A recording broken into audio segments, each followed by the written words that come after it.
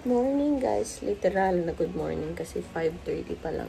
Gising ako ng 5. Pero maaga kasi ako natutulog dito. 10 o'clock tulog na ako. Hindi ako nang vlog ng 2 days. Nagpahinga ako ng bongga guys kasi diba super antok, super pagod. Umuulan, may bagyo diba? Sumaulan. And today is Julia's graduation day. So, magre-ready tayo later. Tapos yung mahaba yung graduation niya guys. Kaya namin umalis ng 10:30. Tapos yung graduation niya mag-start pa ng 1 o'clock. Tapos hindi namin alam kung kailan matatapos. Ang habang araw. Uy, but that's okay kasi graduation niya. So, samahan niyo ako. Eh, nagpagawa din pala ako ng hair kahapon, guys. Yan. Alam, sobrang lambutin na ng hair natin.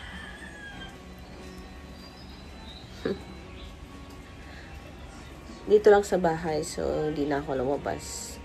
And, ano pa ba yung ginawa ko? Nagpa-lashes pala kami ni Julia. Ayan. And yun lang naman, natulog ako ng bongga, guys. Kasi, sobrang napagod ako. So, tignan natin mamaya.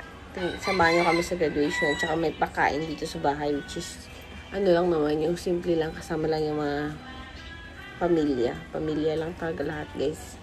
Yung mga pinsan ko, tita ko, and yung family na side ni Julia. Kasi nga, siya yung mag-graduate. Yung papa niya kasama sa kasama ko mamaya yung papa niya. Yata, hindi ko sure kung sasama yun o hindi. Tapos yun, yung family nila for dinner. Dito mamaya. We'll see. Samahan niyo ako guys sa mga ganap mamaya. And medyo okay na din pala yung boses ko. Parang ang init na malamig na hindi ko na lagkit. Ang very humid dito sa Pilipinas. So, parang hindi ako, hindi pa nakaka-adjust yung katawan ko kasi malamig at saka dry sa Australia, diba? So, yeah. Hindi naman sa buong Australia. Yung Adelaide lang talaga, guys. Sobrang dry niya. Wala kaming masyado. Hindi kami ma-humid. Kahit na mainit, kahit na malamig. Sobrang dry nung weather. Pero I think yung Queensland, Brisbane, mga humid sila. At saka wala din sila masyadong winter. Anyway. But dito sa Pilipinas, sobrang humid. So, hindi pa nakaka-adjust yung katawan ko. As in, parang, mabilis ako mapagod. Tsaka, lagkit na lagkit ako. As in. Anyway. Tinitignan ko guys yung ulan. Anyway, samahan nyo kami sa graduation day. Time check is now 8 something guys. Pero kumain na ako, nag-hotdog ako, tsaka tinapay, tsaka nag-hot chocolate. Si Tony hindi pa siya gising guys. Lasing sila ni Kuya kagabi. Kasi nanalo sila sa pub. Alam niyo yung pub na pinagpupuntahan namin doon sa New Zealand. Ay wait lang, andyan na, tumatawag na. Okay guys, time check. Time check dahil. 9:39. Naka-ready na kami ni Julia. Wait lang, pakita ko sa inyo guys. Yung pa-OOTD namin dalawa na.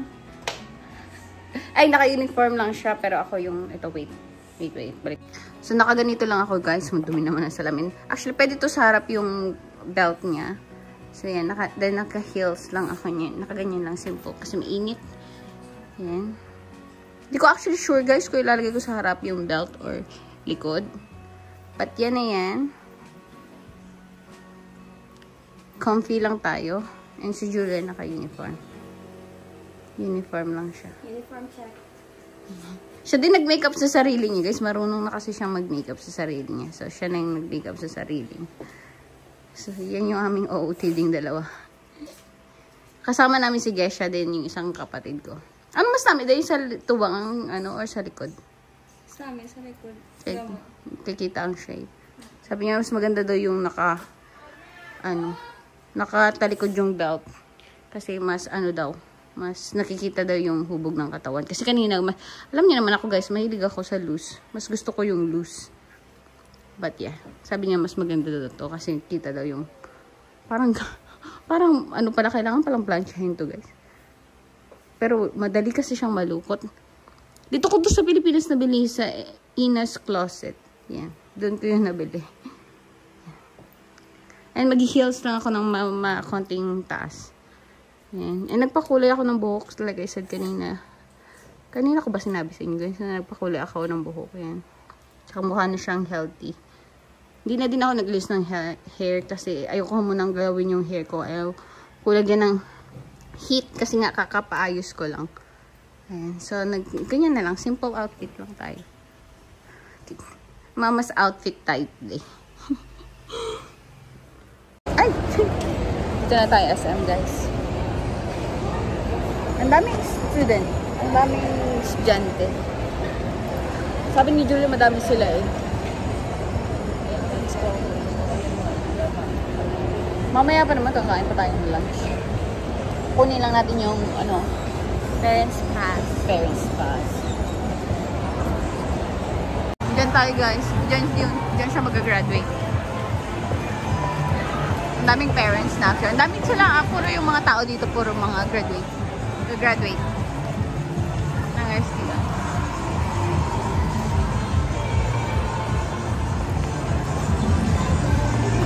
Hintayin namin yung kapatid ko guys. Wala pa. Kakainin kami. Tiga si Junior. Puti niya guys. Tingnan yung kulay niya. Ang layo sa kulay ko. Sila yung pinaka-last na mag-graduation na school. Sana pala nag-selfie kami. Mag-selfie muna kaming dalawa. Dito kami guys sa Imais. Oh, Imais for lunch. Andito na si Madam. No? Sana all naka-contact lens. Dito kami. Kain kami really quick before balik dun sa taas.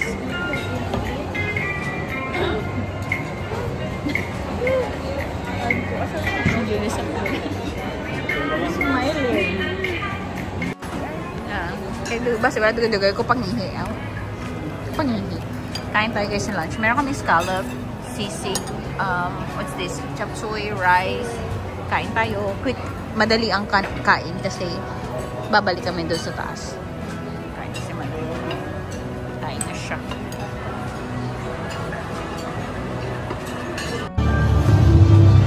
Ang layo guys ng stage. Pero kita naman here. Kaya naman natin i-zoom. Kaya rebels naman i-zoom.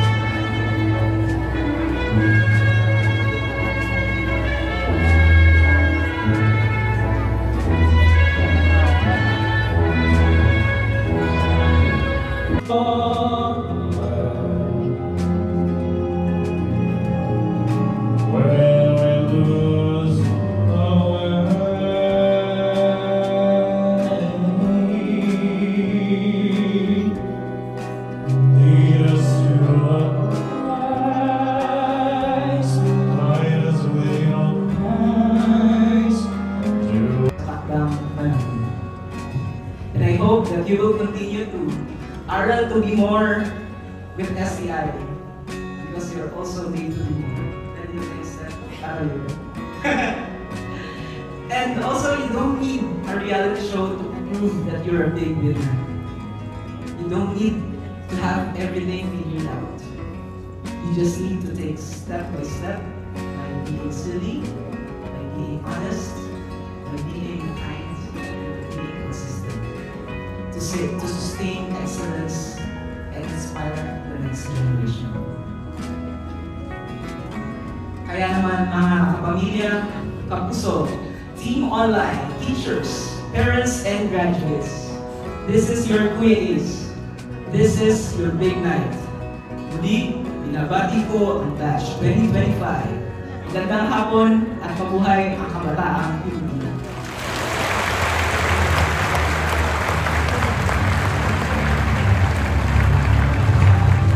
Faculty of STI, West Negros University Incorporated, and are therefore qualified to receive the said certificates and diplomas.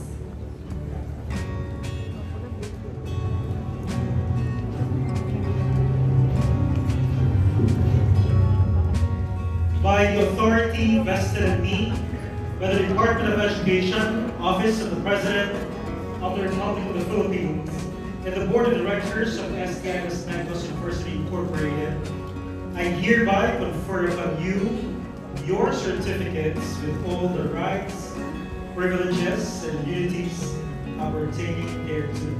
Congratulations, Batch 2025.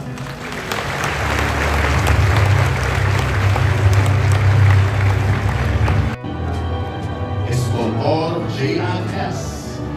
Esmaquilan Maria Cyril V. Esmaquilan Maria Ranica V. Española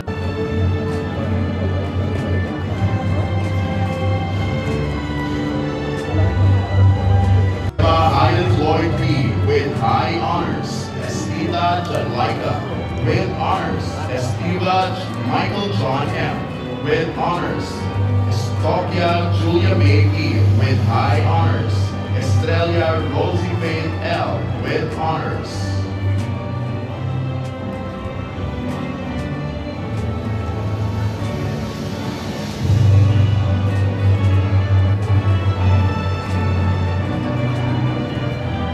Estrelloso Julvin Powell.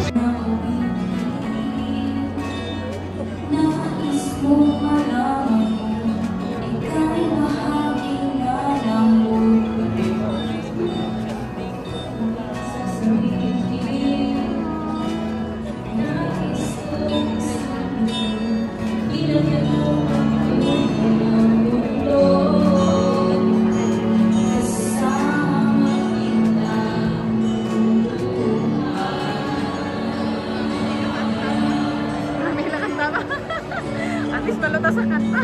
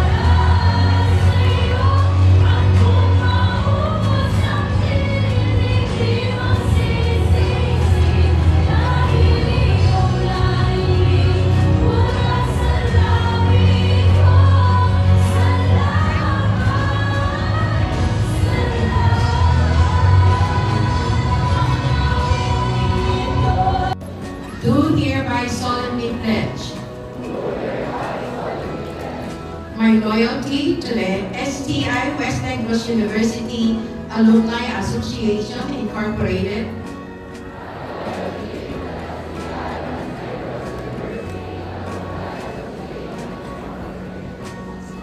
support to its programs that will benefit the alumni.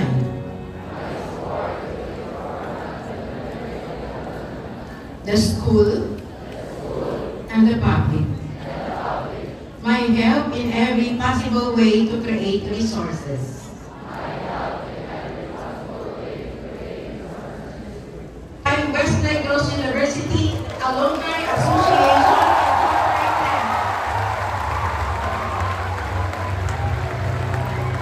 Welcome, congratulations, and to God be all the glory.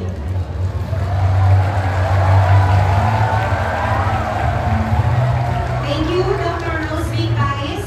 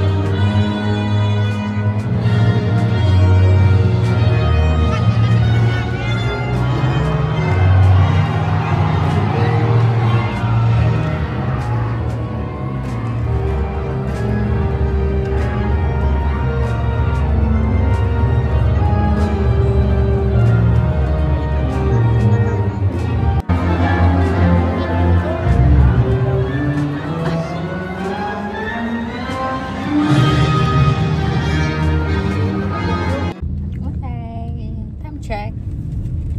Ano oras na? 6:45. My goodness, nagalinta sa balay 10 o'clock. 10 o'clock, now it's 6 o'clock, 6:30. Ang haba ng ano guys, ng graduation. Ang daming students. But nabawi na kami. And marami na for sure tao sa bahay. Kasi may pakain, may dinner sa bahay. Pamilya lang naman.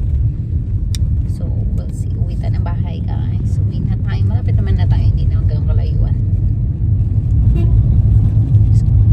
Pagod yun. Kapoy po po.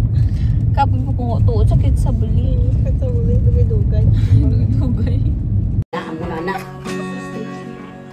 Kain tayo, guys. Kung ay tapos na pala ako. Ha? Kain tayo. O, sige, sige. Lakat hindi ba lang?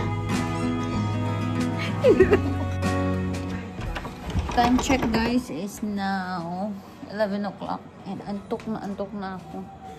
Oh my god, yung anak ko natulog na siya. Yung bunso guys, tulog na ang baby boy. Kapoy ka boy. Boy, sleep ka boy. Gamit pa yung headset ko. Dito matutulog yung iba kong pinsan, nasa labas pa sila. Tapos yung tita ko dito din matutulog. Pero yung mukha ko, antok na talaga, sis. Feeling ko higa muna. Bruha ka. Antok na ako. Kasi hindi pa ako makatulog kasi ayaw nila akong patulogin. Sabi niya, maya ka natulog.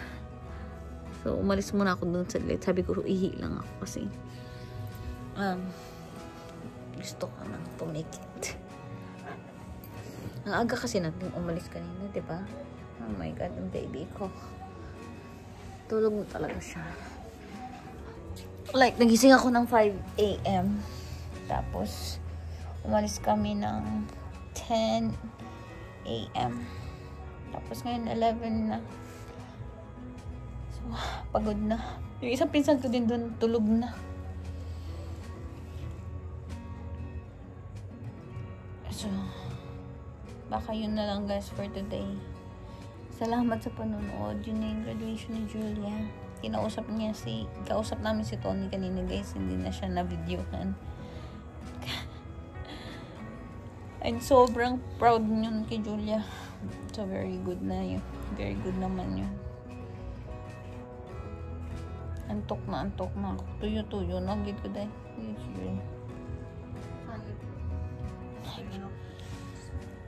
Tuyo ka naman?